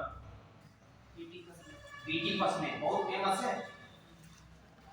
जो धान की फसल थी वो और कॉटन की, कपास की फसल में सर्वाधिक हानि होती है कीड़ों द्वारा। कपास पैदा बहुत ज्यादा होता है लेकिन अधिकांश कपास नष्ट हो जाता है कीड़ों द्वारा। तो एक यहाँ पर बैक्टीरिया का यूज किया गया, उसका नाम था बेसिलस thuringiensis, ठीक है, इसी का शॉर्ट फॉर्म है बीटी। इस जीवाणु में खासियत होती है कि ये एक ऐसा केमिकल सीक्रेट करता है जो केमिकल नेचुरल रूप से कीड़ों द्वारा खाए जाने पर कीड़ों क्या करता है, नष्ट कर देता है। तो ये बैक्टीरिया से जो जीन निकाला गया बीटी जीन, ये हमने किसमें प्रवेश करा दिया, पौधों, एक पौधे में प्रवेश करा दिया। अब इस पौधे में जितना भी कॉटन उत्पन्न होगा बॉल के रूप में, जैसे ही कोई इंसेक्ट इसको खाएगा तो इसमें ये वाला जीन ऑटोमेटिक ऐसा केमिकल सीक्रेट करता है कि इस इंसेक्ट की क्या हो जाएगी, मृत्यु हो जाएगी और ये हमारी कपास बहुत ज्यादा मात्रा में पैदा होगी, इसलिए इसका नाम रखा बीटी फसलें। अब बीटी क्रॉप्स में आप कपास बना सकते हैं तो बीटी कॉटन हो गया, ब्रिंजल बैगन बना सकते हैं तो बीटी ब्रिंजल हो गया, ठीक है, कोई भी फसल उत्पन्न कर सकते हैं ये जो बेसिलस thuringiensis इस जीवाणु का प्रयोग करते हैं। तो ऐसी सारी फसलें क्या कहलाती हैं, बीटी क्रॉप्स कहलाती हैं। इससे फूड प्रोडक्शन बहुत ज्यादा मात्रा में बढ़ जाता है, फूड प्रोडक्शन का मतलब है प्लांट प्रोडक्शन, ठीक है, उसका हम यूज कर सकते हैं। फिर हम आते हैं यहाँ पर एक टॉपिक था न्यूट्रिशन, पोषण। पोषण में हमने आपको बताया था जो न्यूट्रिशन और न्यूट्रिएंट्स होते हैं, न्यूट्रिएंट्स माने ऐसे पदार्थ या पोषक तत्व जो भोजन के वास्तव में अवयव पार्ट्स, वो सब क्या कहलाते हैं, न्यूट्रिएंट्स कहलाते हैं। न्यूट्रिएंट्स मैंने आपको बताया था कि कार्बोहाइड्रेट भी न्यूट्रिएंट्स है, लिपिड भी है, ठीक है, और प्रोटीन भी है। प्रोटीन के अलावा क्या है, विटामिन्स है, मिनरल्स है, और डिटेल में आपको नहीं पढ़ना है, विटामिन के बारे में आपको पता ही है। मिनरल आपको पता है कौन कौन से हैं, दो चार महीने बता दीजिए। और क्या यूज होता है, कार्बोहाइड्रेट आप पढ़ चुके हैं ना, ग्लूकोज, फ्रक्टोज, सेलुलोज, स्टार्च आपको पता है। लिपिड आपको पता है, ठीक है। प्रोटीन के बारे में आपको पता है, शरीर की ग्रोथ के लिए क्या होती है, यूजफुल होती है। फिर इसके अंदर विटामिन आप पढ़ चुके हैं, विटामिन डेफिशिएंसी से कौन सी डिसीज होती है वो भी आप पढ़ चुके हैं। मिनरल्स में खास तौर से जो आयोडीन होता है वो उससे घेंगा रोग नहीं होता, उससे यूज करने से, ठीक है। फिर सोडियम और क्लोराइड आपको पता है नेचुरल साल्ट में पाया जाता है हमारी बॉडी में जो ऑस्मोटिक बैलेंस बनाना है, ठीक है, एक निश्चित कंसंट्रेशन होता है लिक्विड का, उसको बनाने के लिए उपयोगी है। आयरन किससे पाया जाता है, हीमोग्लोबिन का एक पार्ट है। जो मैग्नीशियम है उससे क्वार्टरहरिम बनता है, क्वार्टरहरिम आप जानते ही हैं। इसके अलावा आयरन बहुत सारी उपापचयी क्रियाओं में उत्प्रेरक का कार्य करता है, आयरन, कोबाल्ट, निकेल, ये हमारी बहुत सारी एंजाइमेटिक एक्टिविटी है, उसको क्या करता है, कंट्रोल करता है। फिर हम आते हैं न्यूट्रिएंट्स के बाद कि एक डिसीज होती है मेरास्मस। हमने विटामिन की डिसीज तो पढ़ ली थी, एक होता है मेरास्मस, एक होता है क्वाशियोर्कर। किसी को पता है क्या होती है? बैलेंस डाइट जानते हो क्या होता है? संतुलित आहार। संतुलित आहार की डेफिनेशन ये होती है कि ऐसा भोजन जिसमें सभी पोषक तत्व उपयुक्त मात्रा में। हम उपयुक्त इसलिए कहते हैं कि 80 किलो का वजन का पहलवान है, उसको ज्यादा चाहिए न्यूट्रिएंट्स, ठीक है, 20 साल के व्यक्ति को कम चाहिए, इसलिए कहते हैं उपयुक्त मात्रा। अगर उन पोषक तत्वों की कहीं कोई कमी हो जाती है तो खास तौर से प्रोटीन डेफिशिएंसी से जो रोग होते हैं वो दो रोग हैं, मेरास्मस और क्वाशियोर्कर। मेरास्मस में बच्चा बिल्कुल कांटे की तरह, कंकाल की तरह हो जाता है, उसकी पूरी पसली ऐसी दिखती रहती है, छोटे बच्चों में होता है दोनों। प्रोटीन की कमी से होता है, पूरी पसलियां दिखती रहती है, टेढ़ी दिखाई देता है। क्वाशियोर्कर में क्या होता है, ये वाला पार्ट फूल जाता है, इसे कहते हैं बेली, टोन जिसे हम कहते हैं। और बच्चे की जो स्किन है वो जगह जगह से बहुत रफ कटी फटी दिखाई देती है, ठीक है, लेकिन ये पार्ट फूला होता है। आपको लगता है यार ये हष्ट पुष्ट खूब खाया पिया, ऐसा नहीं, उसको प्रोटीन की कमी है, उसको क्या ज्यादा मात्रा में मिल रहा है, कार्बोहाइड्रेट, उसको चावल और रोटी ये चीजें ज्यादा मिल रही है, चावल ज्यादा मिल रहा है, उसके कारण से प्रोटीन की कमी हो गई। जब प्रोटीन की कमी हो जाएगी तो लीवर क्या हो जाएगा, गड़बड़ हो जाएगा, लीवर को बहुत ज्यादा मात्रा में कार्बोहाइड्रेट नहीं चाहिए, ठीक है, सारी चीज चाहिए, उसे क्या कहते हैं, क्वाशियोर्कर। और एक होती है ओबेसिटी। ओबेसिटी माने मोटापा, is the most dangerous disease. सारे रोगों की जड़ यही है। ओबेसिटी सामान्य लोगों को नहीं होती, उनको होती है जो दिन भर क्या करते हैं, ओवर ईटिंग करते हैं, खाते ज्यादा है, काम कुछ नहीं करते। अगर आप खाने के साथ साथ काम नहीं करेंगे उतना तो ओबेसिटी नहीं होगी, ठीक है। तो ये सब क्या है, डिसऑर्डर्स हैं इसके। फिर हम आते हैं यहाँ पर वास्तव में डाइजेस्टिव सिस्टम, पाचन तंत्र, नाम सुना है? मानव में जो डाइजेस्टिव सिस्टम है उसमें मुख्य रूप से कौन कौन से पार्ट आते हैं? पाचन आमाशय शुरू होगा, भोजन यहाँ से जाएगा ना, माउथ से, ठीक है। तो सबसे पहले हमारा एक कौन सा पार्ट आ गया, माउथ। अब यहाँ पर मैं बहुत डिटेल में आपको शॉर्ट बता रहा हूँ। देखिए वाला पार्ट है हमारा माउथ, ये लिप्स है, इससे दोनों लिप्स के बीच में जो गैप है, दरार है, इससे होकर भोजन अंदर जाता है। ये ओरल कैविटी, ओरल माने माउथ से रिलेटेड, और ये नाक है, ये नासल कैविटी है, ठीक है ना। तो ओरल कैविटी में दो पार्ट है, टंग है, जीभ है। टंग की स्पेलिंग बताओ,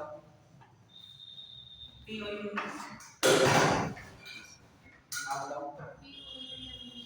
फिर से बताइए, आप बताओ बेटा, टंग की स्पेलिंग बताओ, जीभ, जीभ, आप बताओ, TONGUE, TONGUE। वो छोटी सी चीज है, बॉडी पार्ट है, कक्षा एक में पढ़ते हैं, लेकिन क्या है कि इतना कंसंट्रेट नहीं करते, इसे दिमाग से निकल जाता है। यहाँ पर दो पार्ट है, टंग और टीथ, ठीक है। शॉर्ट में आप समझ लीजिए, जो टंग है हमारी वो पीछे से जुड़ी है, तो आगे से क्या है, फ्री, ठीक है, और नीचे से जुड़ी हुई, इसलिए बहुत ज्यादा आगे नहीं जा सकती। मेढक में क्या होता है, आगे से जुड़ी यहाँ से, पीछे से फ्री, ऐसे निकालता है पूरी, ठीक, इससे ज्यादा लंबी टंग हो जाती है। अब ये टंग का फंक्शन क्या है, टंग का क्या फंक्शन है? नहीं, वो तो सलाइवरी ग्लैंड करते, लार सीक्रेट करते हैं, स्वाद ले, भोजन को अच्छी तरह मिक्स चाव तक घुमाना, ठीक है। लार नहीं सीक्रेट कर, लार तो करने टंग कौन सी, लार ग्रंथियां। इसके अलावा टंग में अगर आप स्ट्रक्चर देखें तो यहाँ पर टेस्ट बड्स होती हैं, यहाँ भी होती हैं, यहाँ भी होती है, पीछे के पार्ट में भी होती है। ये टेस्ट बड्स है, स्वाद ग्रंथियां, स्वाद अंकुर किसे कहते हैं, जो भोजन के टेस्ट को पहचानने का कार्य करती हैं कि कौन सा पार्ट क्या है, मीठा है, कौन सा पार्ट, कौन सा कड़वा है, कौन सा खट्टा है, कौन सा नमकीन है, इसको पहचानने का कार्य, चार भाग, ठीक है, चार भाग, हाँ, ठीक है। फिर इसके बाद हम आते हैं यहाँ पर, इसमें डेंटिशन, दंत विन्यास। दंत विन्यास मनुष्य का अगर देखें आप तो ऐसा होता है, सेमी सर्कुलर, गोलार्ध जिसे कहते हैं, गोले का आकार। और अगर घोड़े घोड़े में देखें आप तो यू शेप का होता है, ऐसा। तो जो हमारा डेंटिशन दंत विन्यास, उसमें आपको जो जनरल नॉलेज की चीजें समझने लायक है कि हमारा जो दंत विन्यास है उसमें चार प्रकार के दांत होते हैं, सबको पता है। इंसिजर है, कैनाइन है, प्रीमोलर, मोलर। हिंदी में क्या कहते हैं? कृंतक, रत्नक, अग्रचर्वणक और चवर्णक। आप देखिए डेंटिस्ट से बना हुआ है, इसको अपर जा है ये, और ये क्या है? यहाँ पर हमने दो दांत बनाए, ये इंसिजर माने कृंतक, जिससे हम सेब को कुतरते हैं, काटते हैं आगे दांत। इसके बाद एक दांत थोड़ा सा बड़ा और पॉइंटेड है, ये कैनाइन। कैनाइन को हिंदी में कहते हैं रत्नक। इसी से पहले हमारे पूर्वज जब मांसाहारी थे, या जो जंतु अभी मांसाहारी है, उसमें कैनाइन बहुत लंबा होता है। आप कुत्ते में देख लीजिए, शेर में देख लीजिए, जिससे डर लगता है, इसी से मांस को चीरता पाता है। फिर दो दांत है यहाँ पर, उसे कहते हैं प्रीमोलर, अग्रचर्वणक, और फिर तीन है, इसे क्या कहते हैं? मोलर, चवर्णक। यही कंडीशन यहाँ पर, आप सीक्वेंस देखिए, 2 1 2 3, यहाँ पर शुरू होगा 2 1 2 और 2 1 2 और 3, इधर पर 2 1 2। सूत्र क्या है? 21 23। क्रम याद रखिए। यहाँ पर अगर आप डेंटिशन के दंत विन्यास, तो पहले इंसिजर, फिर कैनाइन, फिर प्रीमोलर, फिर मोलर। तो यहाँ पर क्या है? यहाँ पर 2 ऊपर है, 2 कहाँ है? नीचे। फिर 1 1 ऊपर नीचे, फिर 2 2 ऊपर नीचे, फिर 3 3। सूत्र क्या हो गया? 21 23। देखिए ऊपरी जबड़े के आधा भाग 2 1 2 3 बटे निचले जबड़े का आधा भाग, पूरा नहीं, 2 1 2 3। गुणे क्या करना है? 2 2 1 3 2 5 3 8 8 16 16 दूनी 32। अब ये जो लास्ट का दांत है, ये अकल दांत सबसे किनारे वाला है, यहाँ वाला, ये सबसे बाद में निकलता है और यहाँ तक आसानी से ब्रश में नहीं पहुंचता। भोजन को चबाने में भी इसका कोई रोल नहीं है, इसीलिए इसे कहते हैं अकल दांत, और ये अवशेषी अंग है। ठीक है, तो सामान्य रूप से 15 16 17 साल तक 28 दांत ही होते हैं। बाद में चारों कोने का एक एक निकलता है, लेकिन उसका भोजन के पाचन में या भोजन को पीसने में कोई भी योगदान नहीं। ठीक है, ये है हमारा परमानेंट स्थायी दांत। अब अगर ये दूध के दांत जो होते हैं, या जो दूधिया दंत सूत्र होता है मिल्क का, उसका सूत्र होता है 2102। देखिए ये इंसिजर, ये कैनाइन, ये प्रीमोलर और ये मोलर। अब देखिए 2/2 इसलिए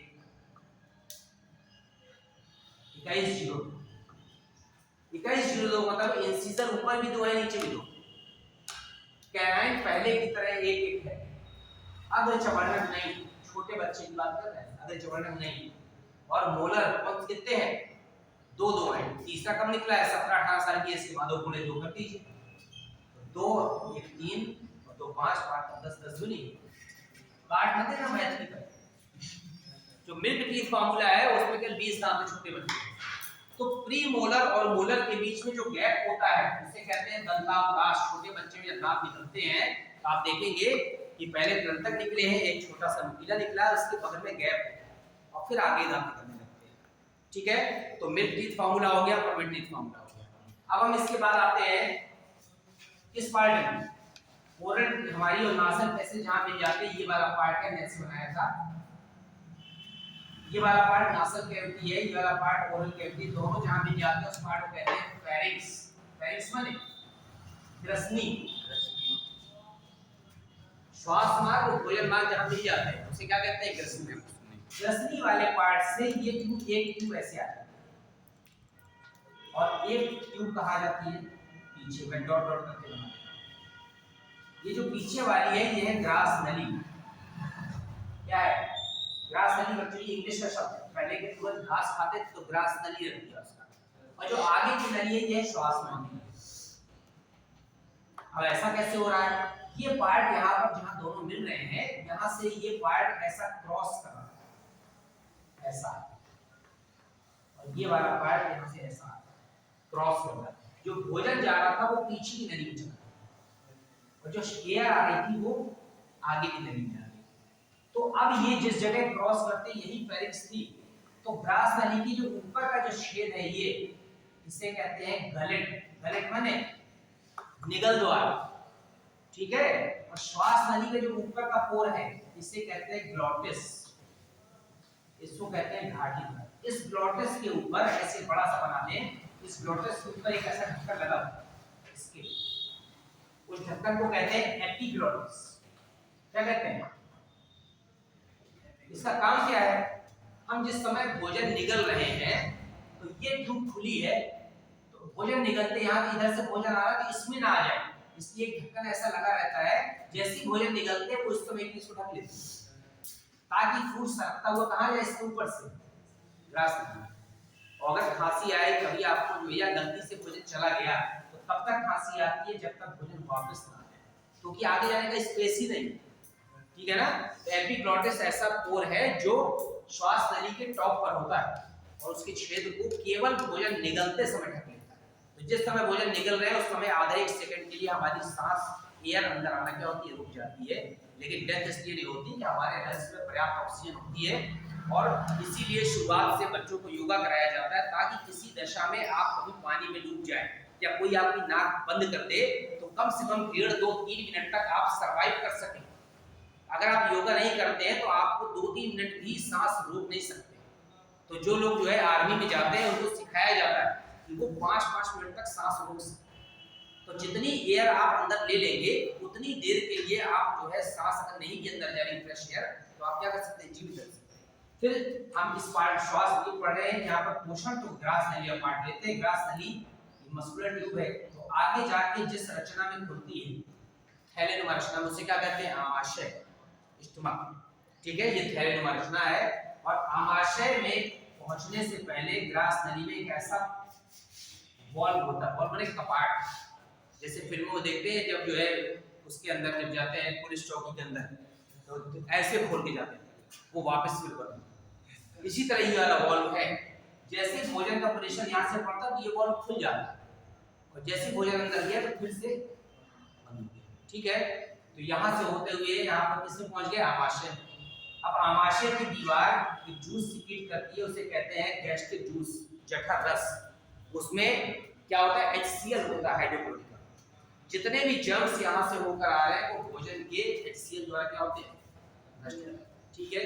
अब HCl एसिडिक होता है, अम्ल है, तो भोजन का माध्यम कैसा हो गया, अम्लीय। तो अम्लीय माध्यम में भोजन का पाचन हो गया। तो जब भोजन शुरुआत में माउथ में आया था तो केवल एक एंजाइम वहां पर था, टाइलिन, टाइलिन, ठीक है, लार में पाया जाता है। तो टाइलिन किसका पाचन करता है, मंड, कि केवल कार्बोहाइड्रेट माने मंड कार्बोहाइड्रेट, केवल उसी का पाचन यहाँ हो रहा है। कभी कभी एक क्वेश्चन आता है कि रोटी को बहुत देर तक चबाने से वो मीठी लगने लगती है, आपको लगती है नहीं, सब्जी से नहीं, केवल खाली रोटी खाइए और 5-7 मिनट तक चबाते रहिए तो मीठी लगेगी, क्योंकि जो मंड था वो किसमें बदल जाएगा, सुक्रोज में। मंड का जो पाचन होते होते सुक्रोज में बदल जाएगा, 5 मिनट तक लगातार चबाते मीठी लगेगी। यहाँ से होते हुए भोजन जब आया तो केवल कार्बोहाइड्रेट का पाचन हुआ था, आंशिक पाचन। अब यहाँ पर HCl है तो यहाँ पर एक एंजाइम होता है पेप्सिन, वो किसका पाचन करेगा, प्रोटीन। एमाइलेज होगा, वो किसका पाचन करेगा, कार्बोहाइड्रेट। एमाइल में होता है मंड। बहुत सारी चीजें इंग्लिश में ही है। एमाइलेज एंजाइम रखा क्या नाम, एमाइल में मंड होता है, मंड का ही पाचन करेगा। फिर हम यहाँ से आगे बढ़ेंगे तो एक यहाँ पर फोर होता है, वॉल्व। ये भोजन को आमाशय से आगे जाने देगा। आमाशय से आगे क्या है, आंत, इंटेस्टाइन। अब आंत 2 पार्ट में बटी, हमारी आंत लगभग 7.5 मीटर की होती है। 2 पार्ट में बटी, उसे कहते हैं छोटी आंत और बड़ी आंत, ठीक है।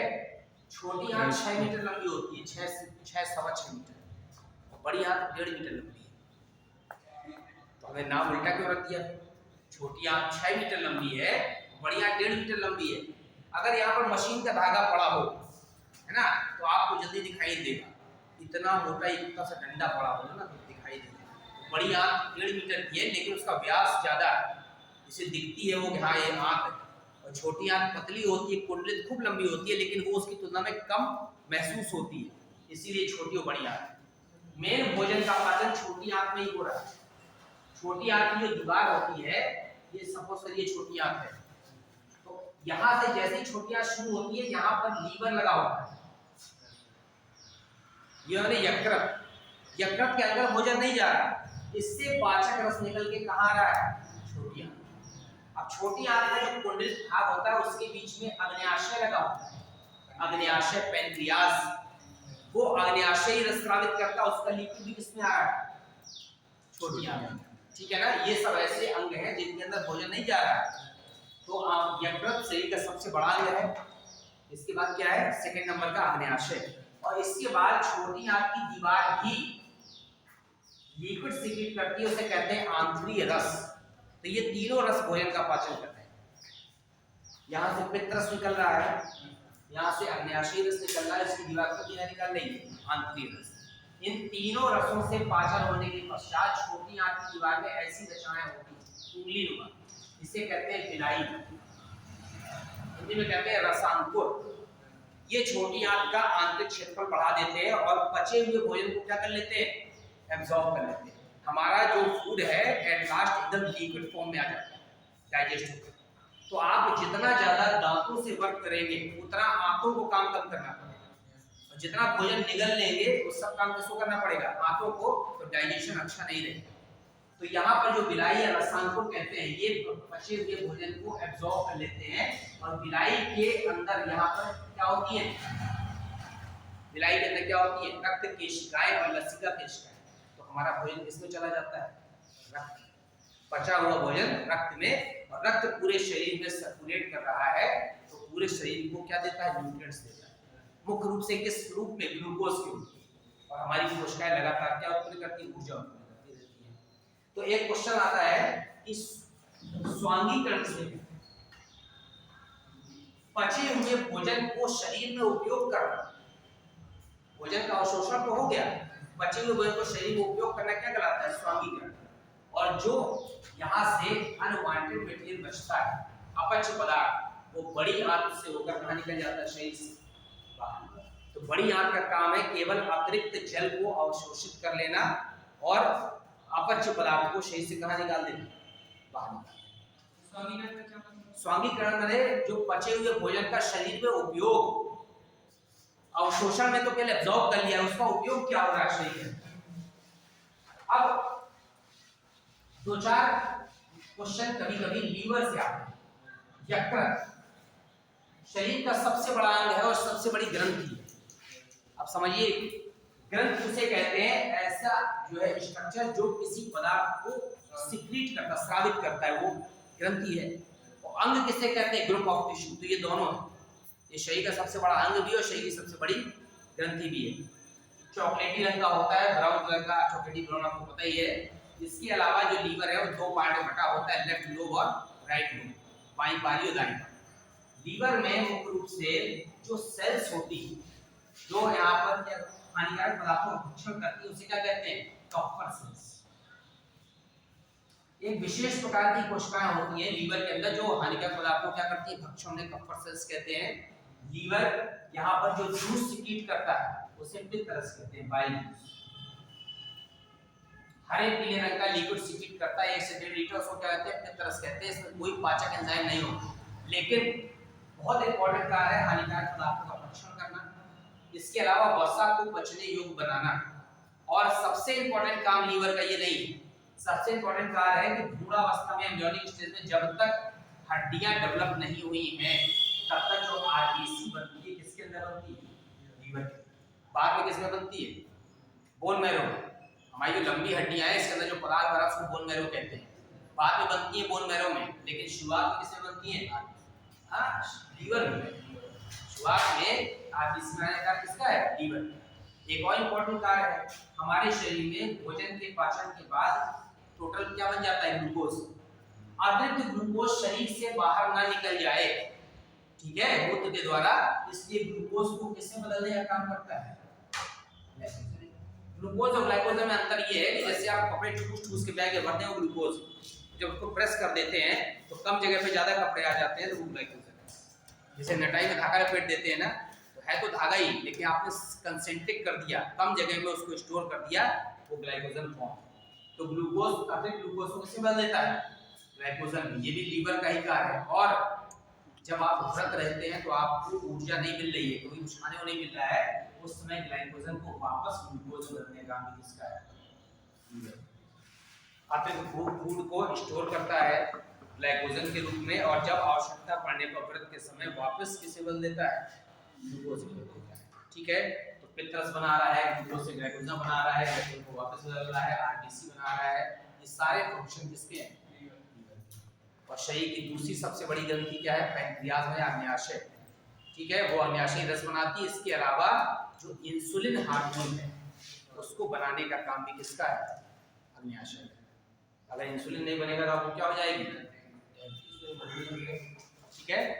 तो न्यूट्रिशन में, पोषण में जो पोषक तत्व है वो आपको पढ़ लेना है, बैलेंस डाइट पढ़ लेना है। और बैलेंस डाइट के अलावा जो है कौन कौन सी डिसीज हो जाती है वो आ सकते हैं। सबसे बड़ी ग्लैंड, सबसे बड़ा ऑर्गन क्या है, लीवर है। सेकंड लार्जेस्ट ग्लैंड कौन सी है, अग्न्याशय पैंक्रियास है। हमारा दंत विन्यास में टोटल दांत कितने होते हैं, 32। इसको तो 21 23 होता है, ये कोई बायोलॉजी में नहीं, जनरल नॉलेज में है। और 2102 होता है किसका, दूधिया दांत का, मिल्क टीथ का फॉर्मूला, ठीक है।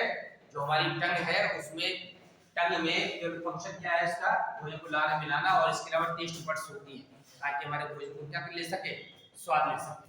हमारा जो यहाँ पर कौन सा पार्ट है जो फूड को आगे ले जाता है, इसको क्या कहते हैं, फूड पाइप। तो अगर यहाँ से कोई गला दबा रहा है तो पहले एयर पाइप, श्वास नली, उसके पीछे क्या है, फूड पाइप। फूड पाइप कम दबता है, यहाँ से एयर पाइप जल्दी दब जाता है। अब ये वाला जो पार्ट है यहाँ पर, इसको कहते हैं सिरिंग्स। यहाँ पे साउंड बॉक्स होता है, ठीक है ना, जिससे आवाज हमारी निकल रही है।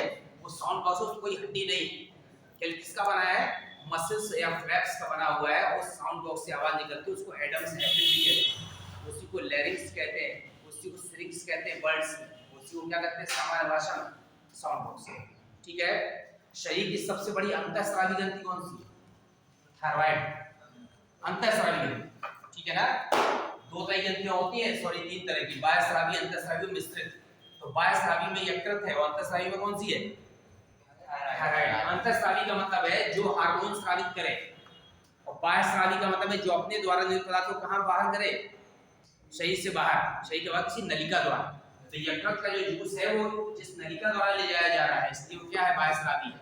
जो थायराइड ग्लैंड है हमारी, उससे जो हार्मोन निकल रहे हैं वो केवल आसपास डिफ्यूज हो रहे हैं, ब्लड में पहुंच रहे हैं, इसलिए क्या है, अंतःस्रावी। और एक ग्रंथि और इंपॉर्टेंट है, मिश्रित ग्रंथि, अग्न्याशय को कहते हैं। क्या है मिश्रित ग्रंथि, अग्न्याशय है जिसमें दोनों के लक्षण पाए जाए, बाह्यस्रावी भी और अंतःस्रावी। अंतःस्रावी लक्षण ये है कि वो इंसुलिन और ग्लूकागॉन हार्मोन बना रही है, और बाह्यस्रावी पार्ट क्या है। अच्छा, एक नाम सुना आपने, लैंगरहैंस की द्वीपिकाएं। जो हमारा अग्न्याशय है, अग्न्याशय में छोटी छोटी कोशिकाओं का ग्रुप होता है। तो जैसे अंडमान निकोबार द्वीप समूह है उसे आइसलैंड्स कहते हैं, उसी तरह से यहाँ पर नाम दिया गया है islands of Langerhans. Langerhans scientist का नाम है, ये अग्न्याशय में ही होती है, ठीक। इसी तरह क्वेश्चन आते हैं, वो जितने टॉपिक थे आपके लगभग मैंने कंप्लीट कर दिए हैं, ठीक है। आगे आपका जो भी टॉपिक होगा आपको सिलेबस तो मिला होगा, कुछ आप लोग डिस्कस कर लीजिए, अगर नहीं मिला होगा